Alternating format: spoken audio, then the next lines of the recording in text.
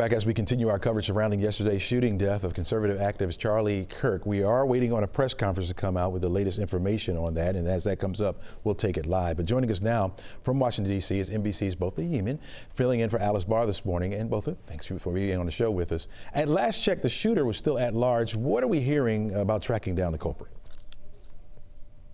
Well, look, I think that they were looking for potentially the hope of a quick arrest, Chesley. But the reality is that it may be taking longer than expected. You know, there were 3,000 people at this event. They probably figured that a cell phone camera would have captured someone on that rooftop where the shot was fired, that single targeted shot. We do know that the suspect apparently wore dark clothing, but that doesn't tell us much, right? Especially when you have thousands of people there. So they have, we know, taken 2 people into questioning yesterday. Those 2 people have since been released, and there's no suspects at this time. But that FBI press conference you just mentioned may reveal some new details. We know that they may also handle this news conference as a plea to the public, asking for help if they know any. Again, those at the university's event may have caught something on their cell phone video, but time will tell. Yeah, both of you mentioned that 3,000 people at this particular event. Do we know much about the security provided by the campus? You know, that's a lingering question. Utah Valley University Police Department says there were 6 police officers working the event on their end, and also some plainclothes officers there.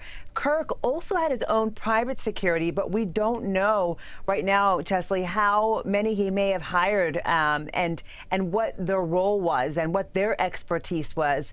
You know, private security can be 2 people, it could be 6 people, but we do know that this was the first stop of a multi-state tour. So we would presume that he was beefing up security for this multi-state tour, not only for this single event. Yeah. Earlier we heard from President Trump in a video statement. He's ordering flags to fly at half staff for today.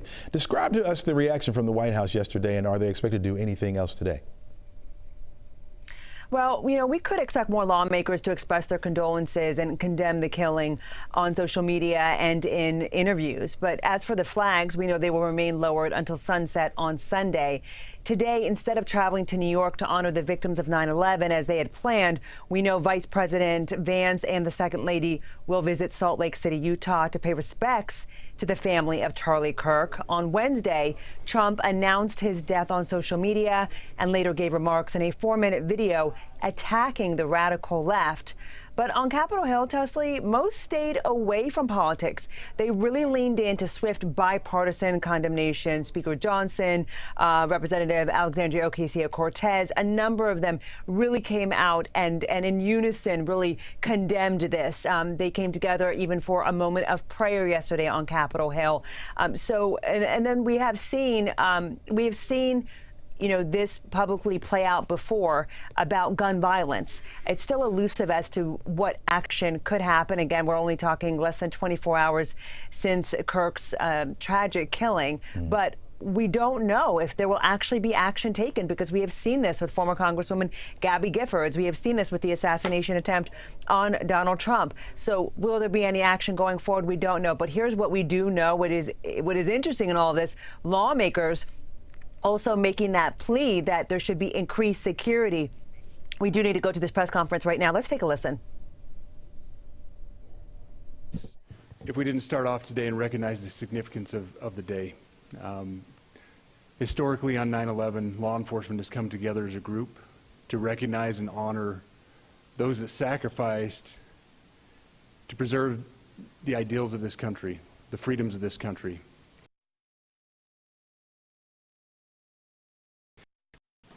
Who chose to violate our rights, the rights of an individual within this country. Just to recap yesterday's events, at around 12:20 p.m., political influencer Charlie Kirk was at Utah Valley University participating in a student-sponsored event with Turning Point USA.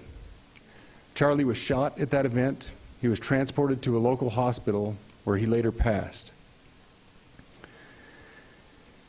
Last night, his body was moved to the state office of the medical examiner.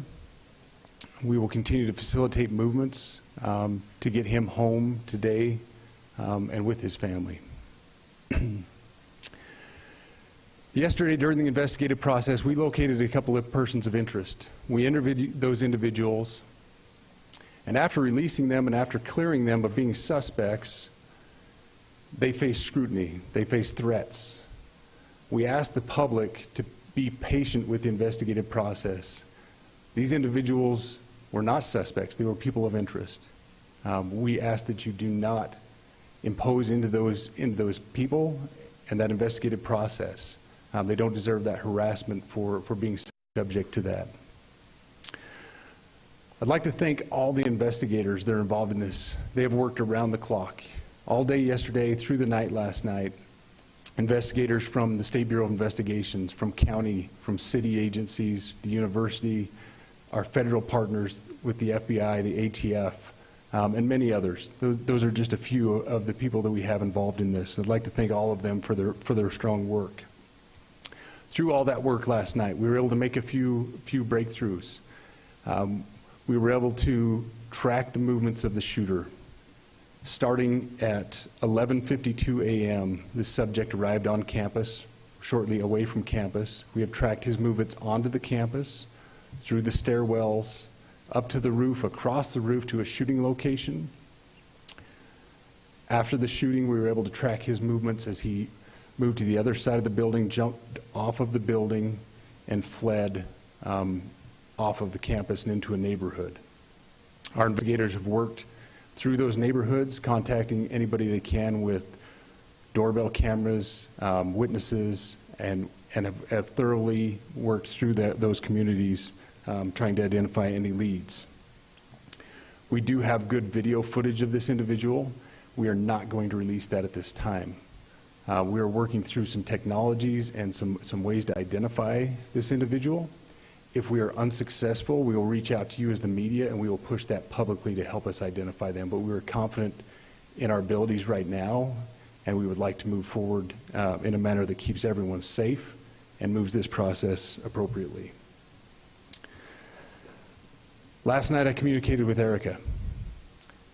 The family's devastated. As a commissioner of public safety, as a father, as a husband, I can only imagine what that family's going through. The heinous event that happened yesterday is not Utah. This is not what we're known for.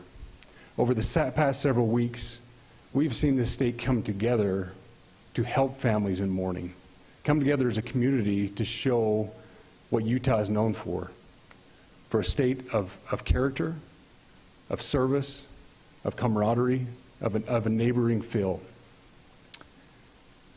We will not stand for what happened yesterday. We are exhausting every lead. We have every officer invested in this, every investigator, every local agency. The outpouring of support from the law enforcement community has been astounding. We are investing everything we have into this, and we will catch this individual. Having walked through the crime scene, through the hallways of this school, through the classrooms, I can't imagine what the people on scene felt as well. A horrific event where some of them barricaded in classrooms, some of them ran in fear. Can't overstate the tragedy and the horrific event that yesterday was, and how we will work to bring to justice the actions of one individual or any other individuals that assisted in that. Our state has gone through a lot, and we will come out successful. With that, I'll turn the time over to Special Agent Bowles in charge. Good morning. My name is Robert Bowles, and I am the Special Agent in charge of the Salt Lake Field Office. Following yesterday's tragic shooting of Charlie Kirk, FBI agents have been working around the clock in coordination with our law enforcement partners. We are and will continue to work nonstop until we find the person that has committed this heinous crime and find out why they did it. This morning I can tell you that we have recovered what we believe is the weapon that was used in yesterday's shooting. It is a high-powered bolt-action rifle. That rifle was recovered in a wooded area where the shooter had fled. The FBI laboratory will be analyzing this weapon. Investigators have also collected footwear impression, a palm print, and forearm imprints for analysis. Now, I understand there are a lot of questions about motive. I assure you that all leads, tips are being fully investigated. As of this morning, we have received more than 130 tips. We thank the community for that. The FBI has brought every resource to bear, and we will continue to do so throughout the course of this investigation. The FBI's mission is to protect the American people. It's to uphold the Constitution of the United States. Any attack on the First Amendment is an attack on the very foundation of our democracy. That is why we will relentlessly pursue this case and the shooter until we find him. We also continue to grieve with the family and the community. It's our community. If you have any video or images from the shooting, we ask you to please submit them to our digital media tip website at www.fbi.gov/Utah Valley Shooting. You can also call the FBI at 1-800-CALL-FBI. We truly rely on the public's help in these types of cases, and no tip is too small or insignificant. Thank you.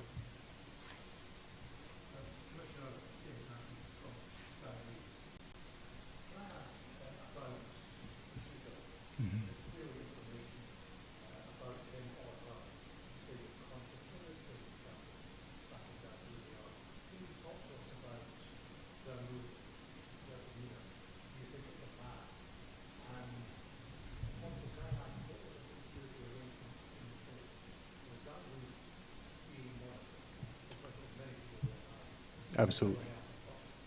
So what I'll release about the suspect is suspect blended in well with a college institution. We're not releasing many details right now, and we will soon. But right now we're not. But that individual appears to be of college age. We are confident in our abilities to track that individual. If we're unsuccessful in identifying them immediately, we will reach out for the public's help and the media's help in pushing those photos. That was a new development overnight, working through the night, studying those cameras. So that's something that's new and that we're working through right now. As far as the security, I cannot speak to that. Neither the Department of Public Safety nor the Federal Bureau of Investigation was involved in the planning or security of this event, and that'll have to be a question later for other agencies.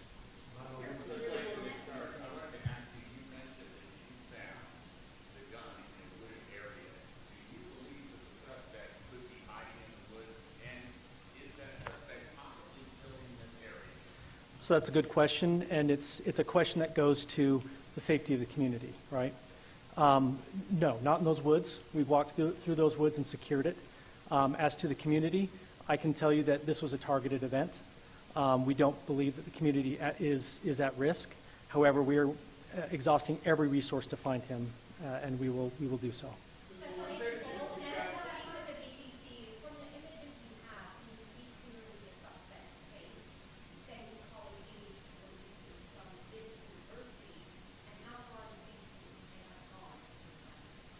So I can't comment specifically on his face or any details such as that, as it's continuing to be a part of the investigation, and again, we'll release that shortly.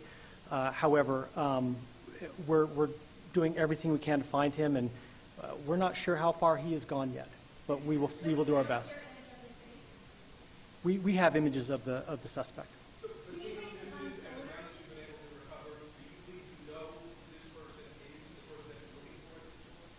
Again, as part of the investigation, we're not releasing any details such as that right now. We are exhausting all of our resources to be able to collect those, but that's, again, part of the investigation. Excuse me? We are working on that, but again, part of the investigation that I can't release.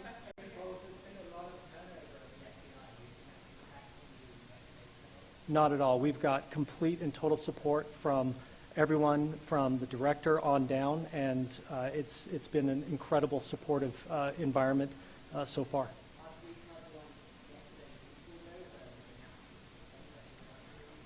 All I can say is that we're working the investigation the best we have with the environment we're given. So thank you.